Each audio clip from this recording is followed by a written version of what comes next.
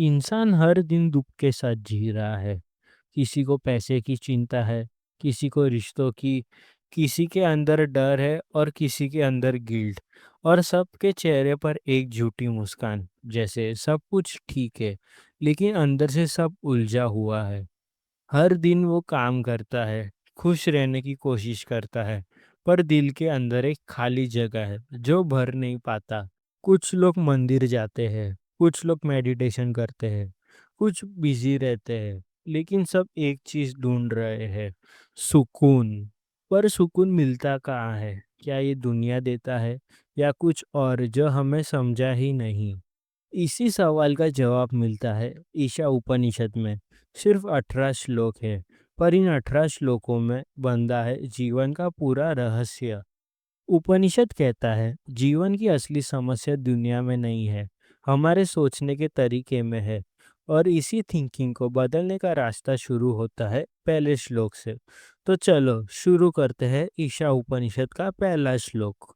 ईशावास्यमिदं सर्वनं यत्किंच जगत्यां जगतः तेन त्यक्तेन भुंजीता मा गृधः कस्य स्विद्दनम्। अब आपको स्क्रीन पर श्लोक का वर्ड बाय वर्ड ट्रांसलेशन आएगा। कृपया पॉज करके ध्यान से देखें और समझने की कोशिश कीजिए। अब चलिए इसका एक्सप्लेनेशन समझते हैं।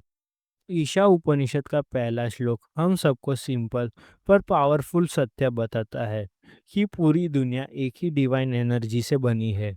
सब कुछ ईश्वर का है, चाहे वो प्रकृति हो, पैसा हो, लोग हो या तुम्हारा अपना शरीर। इंसान का प्रॉब्लम यही है कि वो हर चीज़ पर लेबल लगा देता है। मेरा घर, मेरा पैसा, मेरी फैमिली, मेरा स्टेटस। पर जब कुछ चला जाता है तो वो टूट जाता है। उपनिषद कहता है जो तुम्हें मिला है उसे ईश्वर का हिस्सा समझकर जियो। ओनरशिप मत लो, रिलेशनशिप समझो। तेन त्यागतेन भुंजीता का मतलब है त्याग करके भोग करो, यानी दुनिया को छोड़ो मत, बल्कि उसे समझकर जियो। त्याग का मतलब ये नहीं होता कि तुम सब कुछ छोड़कर जंगल चले जाओ। त्याग का मतलब है अंदर से पकड़ छोड़ देना। ये मेरा है, ये वाली सोच से आज़ाद हो जाना। जैसे हवा तुम उसे पकड़ नहीं सकते, पर बिना पकड़े भी तुम उसे महसूस कर सकते हो। वही जीवन का स्टाइल उपनिषद सिखाता है। पॉजेस मत करो, एक्सपीरियंस करो। और जब उपनिषद कहती है माँ हृदय कस्य स्विदनम, इसका मतलब है किसी और के पास जो है उस पर लालच मत करो। कंपैरिजन और लालच ही हर इंसान के दुख की जड़ है। तुम्हारा काम सिर्फ इतना है, जो मिला है उसे ग्रेटिट्यूड के साथ जियो। पहला श्लोक हमें एक नया नजरिया देता है।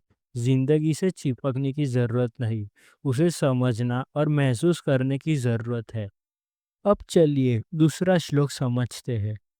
कुर्वन्नेवेह कर्माणि जिजीविषेच्छतः समाह एवं त्यविज्ञानते तो अस्ते न कर्म लिप्यते नरे। अब आपको स्क्रीन पर श्लोक का वर्ड बाय वर्ड ट्रांसलेशन आएगा। कृपया पॉज करके ध्यान से देखिए और समझने की कोशिश कीजिए। अब चलिए इसका एक्सप्लेनेशन समझते हैं। पहले श्लोक ने कहा था कि सब कुछ ईश्वर का है और जो मिले उसे सम्मान के साथ लेना चाहिए। अब दूसरा श्लोक कहता है जीवन का मतलब दुनिया छोड़ना नहीं, बल्कि दुनिया के बीच रहकर सही तरीके से जीना सीखना है। उपनिषद कहती है जीवन में काम छोड़ने की जरूरत नहीं, काम ही लाइफ का एसेंस है। पर काम बिना आसक्ति के, बिना अहंकार के, बिना लालच के होना चाहिए। आज का इंसान पढ़ाई करता है, काम करता है, सपने देखता है, पर हर चीज में एक चीज चिपकी हुई रहती है और वो होती है एक्सपेक्टेशन। रिजल्ट क्या आएगा, मैं पास हो पाऊंगा या नहीं, और लोग क्या कहेंगे। इसी सोच से स्ट्रेस पैदा होता है। स्टूडेंट पूरी मेहनत करता है, पर उसका फोकस प्रोसेस पर नहीं, रिजल्ट पर होता है।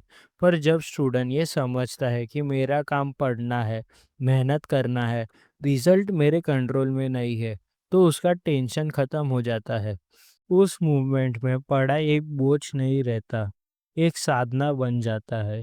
तब वो हर सब्जेक्ट, हर क्वेश्चन से सीखता है और उसके अंदर क्लैरिटी और शांति दोनों आती है। यही अर्थ है ना कर्म लिप्यते नरे का। ऐसा व्यक्ति काम करता है पर उस काम का बोझ उसे नहीं लगता। ईशा उपनिषद के दो श्लोक मिलकर कहते हैं, जीवन में दोनों चाहिए, त्याग भी और कर्म भी। पहला श्लोक सिखाता है सब कुछ ईश्वर का है, लालच छोड़ो। दूसरा सिखाता है कर्म कर पर बिना अहंकार के। त्याग बिना कर्म अधूरा है और कर्म बिना त्याग अंधा है। इन दोनों का बैलेंस ही जीवन का सत्य है। जब इंसान ये समझ लेता है तो दुख अपने आप खत्म हो जाता है। तब उसके अंदर एक अजीब सा सुकून आता है, जो ना जीत से बढ़ता है ना हार से गिरता है। और वही है मुक्ति, जीवन के बीच रहकर भी आजाद रहना। ईशा उपनिषद का संदेश सिंपल है, जीवन से भागना नहीं, उसके बीच रहकर उसे समझना है। जियो बिना लालच के, करो बिना अहंकार के, और देखो सब एक ही तत्व से बने हैं। जब इंसान ये समझता है तो दुख खत्म नहीं होता, लेकिन उसका वजन खत्म हो जाता है। जिंदगी वही रहती है, बस तुम बदल जाते हो। अगर आपको ये अर्थ थोड़ा भी समझा तो वीडियो को लाइक कीजिए, अपने विचार कमेंट में लिखिए। और अगर आपको भी ऐसे उपनिषद का अर्थ समझना चाहते हैं तो चैनल को सब्सक्राइब कर लीजिए। चलो मिलते हैं अगले एपिसोड में।